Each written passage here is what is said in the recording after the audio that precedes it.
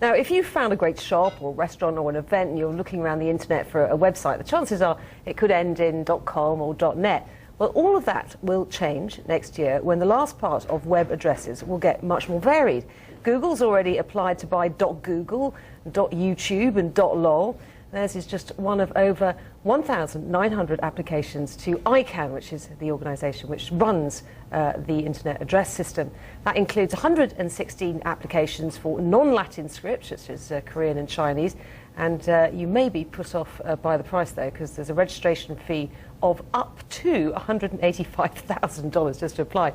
Well, to discuss that, I'm joined now by Peter Dengate Thrush, who is chairman of Top Level Domain Holdings, one of the main applicants for new domain names. He's also former chairman of ICANN.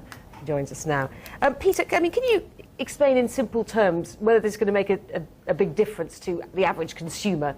Sure, Kirsty. Let me just begin by sort of clarifying the cost point, because we're not talking about buying our domain name. We're talking about buying a company, a registry that's going to sell millions of domain names. So this is setting up a registry that's going to compete, for example, with VeriSign, the company that sells all those .com names. They've got 110 million of those sold. So we're talking about building substantial pieces of internet infrastructure. So it's not buying a domain name, it's the right to run a registry company. So it's almost like sort of virtual real estate, is it? It is. There's going to be a whole lot of new territories on the internet. There's going to be .pizza and .beer and .whiskey and .movie and 1,930 other ones that have applied for the right.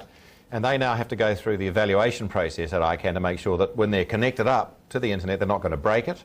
And they also have to compete with other people who may want the same name. There's been quite a lot of people have applied today, for example, for .app, which with mobile phones, of course, is hot property. And I mean, ICANN will decide, but on what basis? Well, ICANN's not really looking at the merits of it from a commercial point of view. So they're not looking to say, well, that's a good name or that's going to make a lot of money.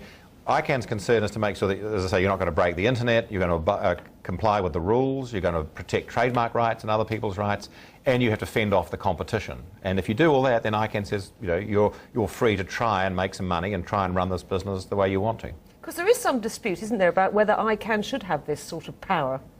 No, I don't think so. ICANN was put together at the end of the 90s by the global internet community to solve exactly this kind of problem. No one government can do it, no one company can do it, and certainly no individuals can do it. But ICANN's a collective of all of the relevant parts, including governments, who have a very strong advisory role. The registries, the registrars, and people like you and me as registrants all get our voice at ICANN.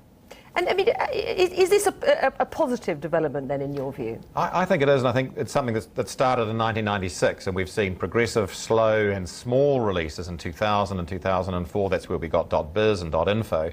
But what's dramatic about this is actually the community saying the names they want. This is the market actually saying these are the ones we think will be popular.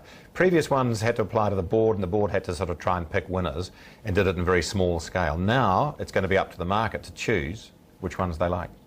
Peter Dengate Thrush, thank you very much. Thanks, Kirsty.